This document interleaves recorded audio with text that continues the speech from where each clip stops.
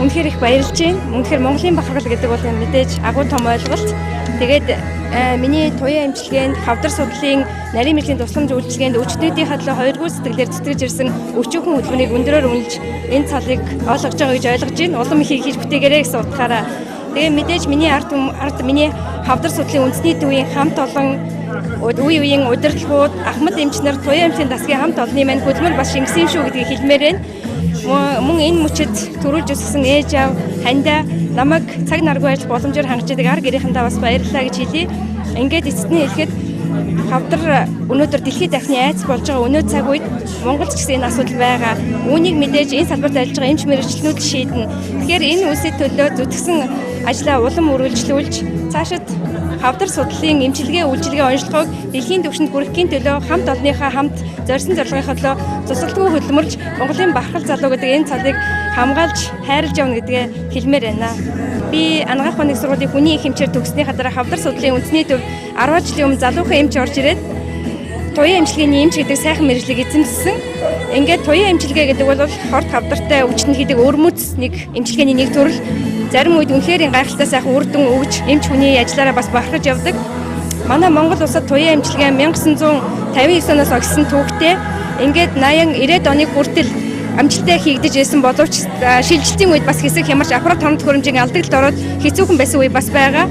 Тэгээд олон улсын атомын энерги агентлагтай хамтарсан төслийн хүрээнд сүүлийн үед нэлээд олон асуудлыг шийдэж манай засгийн газар дэмжснээр дэлхийн түвшинд хүрэх шат тараатай алхмуудыг хийгээд тун удахгүй бид нар дэлхийн түвшинд хүрнэ гэж том бардам хэлэхэд ойрхон болчиход байгаа. Би бас нэг бодож явдаг юм хэлье. Өнөөдөр манай залуучууд өндөр хүчлтэй орнуудад сурч эзэмшиж, боловсрол эзэмшиж үнэхээр сайхан байна. Гэхдээ харамсалтай нь ихэнх залуучууд маань улсын хоорондоо эргэж ирж энэ сайхан сурсан мэдлэг мэргэжил оюун ухаанаа зарцуулахгүй байгаад яг залуу хүний жоохон харамсаж явдаг. Тэгээд Монголоо гэсэн сэтгэлээр Монгол орныг монголчууд ялангуяа залуучууд бид хөгжүүлэх юм бол хэн хөгжүүлэх юм бэ? Тэгэхээр энд бүгдээрээ сурч бичснээ хэрэгжүүлж Монгол орныхоо төлөө хамтран зүтгэцгээе гэж уриалмаар байна.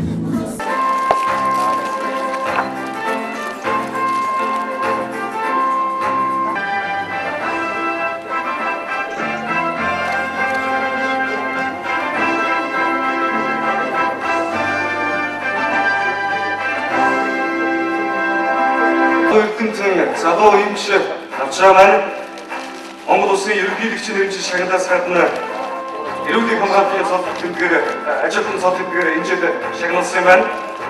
Мөн хүний хийсэн бүтээлүүдний эмгтээчүүдийн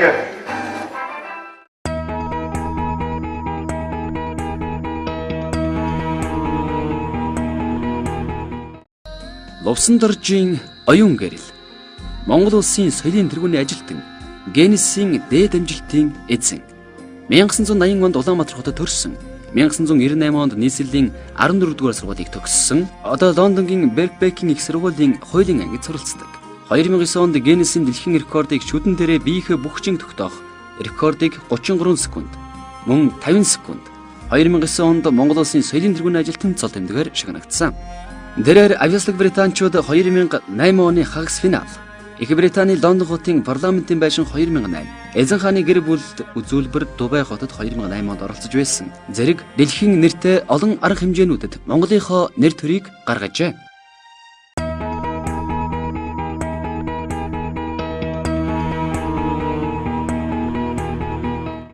Гаш цэдэнгийн баасан дав. Зэвсэг түвшний жанжин штабын 186 дугаар ангийн сургалтын бодлогын хэлтсийн дарга. 1975 онд Булган аймагт төрсөн. 93 онд Дархан хотын 15 дугаар сургууль, 97 онд Цэргийн их сургуулийн автоинженерийн курс, 2005 онд Батлан хамгаалахын удирдлагын академид тус дүүргэсэн.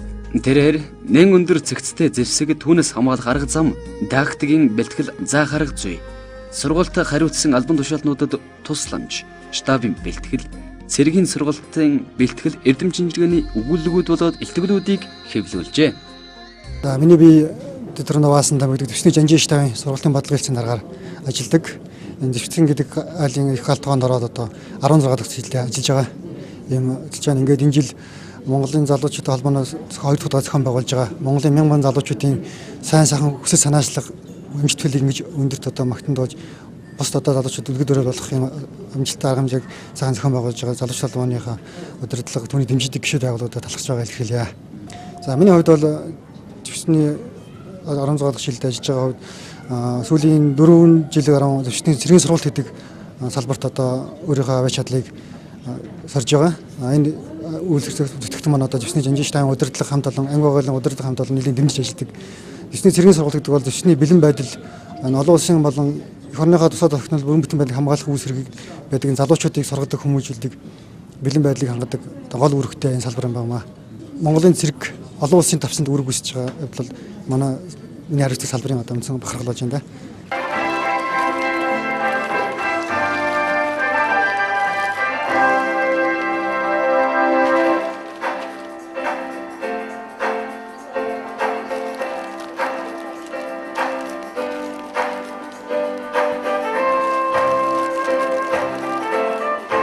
Цэдэнгийн Мастан нам 1975 онд Улаан аймагт төссөн 1993 онд Ахмад хотын 15 дугаар дунд сургууль 1997 онд цэргийн сургуулийн инженерийн курсыг төгссөн. 2005 онд Батлан хамгааллын удирдлагын академик тусад дүүргэж 1997 оноос хойш өнөөдөр хүртэл Монголын зэвсэг хүчний жанжин штабт 180 дугаар ангиллаас ажиллаж байна.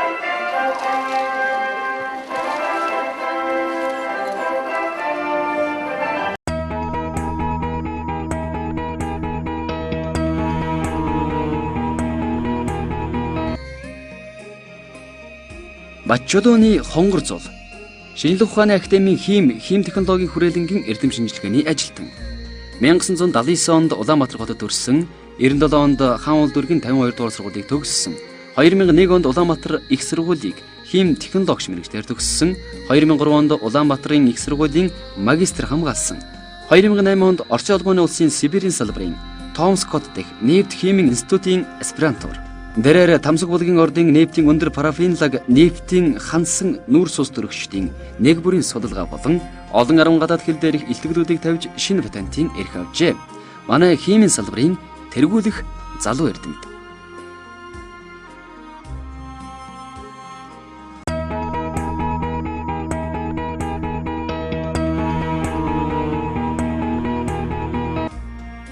Монголынхон төлөө цохилох зүрхтэй малчин төмнийхээ алдрыг дуурсгасан залуусын маань зам дардан зорьсон бүхэн нь бүтхийн өрөөлийг өргөн Монгол бахархал нэвтрүүлэг энэ хүрээд өндөрлөж байна.